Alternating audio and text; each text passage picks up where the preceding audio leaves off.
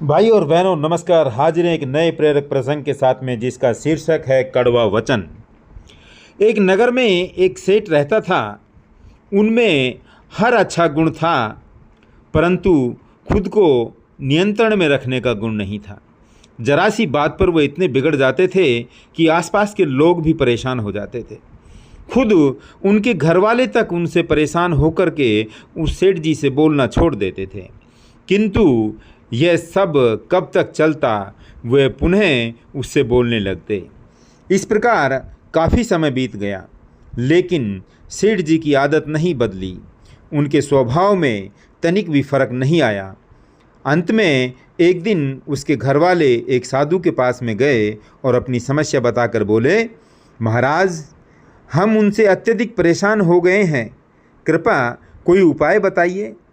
तब साधु ने कुछ सोचकर कहा, सेठ जी को मेरे पास भेज देना।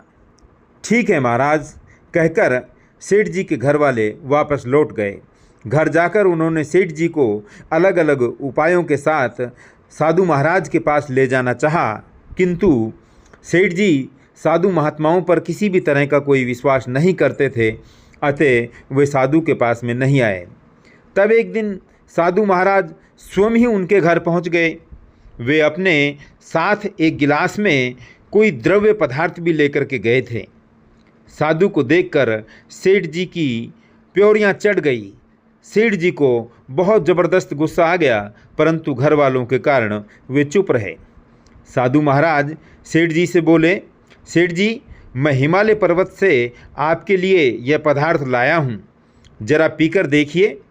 पहले तो सेठ जी ने आनाकानी की, परंतु फिर घर वालों के कहने पर मान गए। उन्होंने उस द्रव्य का गिलास लेकर के मुंह से लगाया और उसमें मौजूद द्रव्य को जीभ से चाटा। ऐसा करते ही उन्होंने सड़ा सा मुँह बनाकर गिलास होठों से दूर कर लिया और साधु से बोले, यह तो अत्यधिक कड़वा है, क्या है यह? अरे, आपकी ज़बान जानती है कि कड़वा क्या होता है?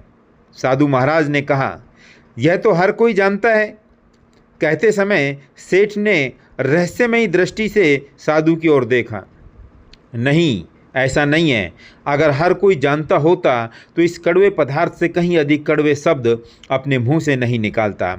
सेठ जी वह एक पल को रुके, फिर बोले, सेठ जी याद रखिए, जो आदमी कटु वचन बोलता है वह दूसरों को दुख पहुंचाने से पहले अपनी जुबान को गंदा करता है।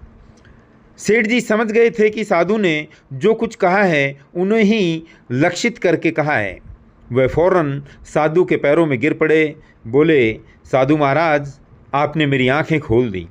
अब मैं आगे से कभी भी कड़वे शब्दों का प्रयोग नहीं करूंगा। सेठ के मुंह से ऐसे वाक्य सुनकर उनके घरवाले खुशी से झूम उठे। तभी सेठ जी ने साधु से कहा, किंतु महाराज, ये पदार्थ जो आप हिमालय से लाए हो, वास्तव में ये है क्या? साधु मुस्कुराकर बोले, ये नीम के पत्तों का अर्क है। क्या?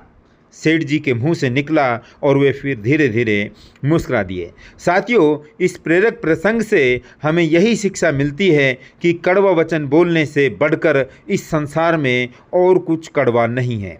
किसी द्रव्य के कड़वे होने से जीभ का स्वाद कुछ ही देर के लिए कड़वा होता है, परंतु कड़वे वचन से तो मन और आत्मा को चोट लगती है। अस्त्र शस्त्र से होने वाला घाव ठीक हो जाता है, परंतु जुबान के द्वारा दिया गया घाव जीवन भर सही नहीं होता है। जुबान में एक भी हड्डी नहीं है, परंतु ये सारे शरीर की हड्डियां तुड़वा देती है। अतः अपने शब्दों पर नियंत्रण रखें। जुबान अपनी बात कहकर 32 दांतों के बीच छुप जाती है, परंतु कड़वे वचनों का खामियाजा मुंह को भुगतना पड़ता है। साथियों, संत कबीरदास जी का एक दोहा है, बोली एक अनमोल है जो कोई बोली जाने। बोली एक अनमोल है जो कोई बोली जाने, ये तराजू तोली के तब मुख बाहर आनी। अर्थात यदि कोई सही तरीके से बोलना जानता है तो उसे पता है कि वाणी एक अमूल्य रतन है, इसलिए वह हृदय के तराजू में तोलकर ही उसे मुंह से बाहर आने देता है। साथियों, वाणी एक अमूल्य रतन है और इस रतन से ही कामयाबी की नई उड़ान भरी जा सकती है। जिसकी वाणी में मिठास होती है वह सबको जीत सकता है और सफलता के लिए खुद का नया रास्ता बना सकता है। जय हिंद, धन्यवाद।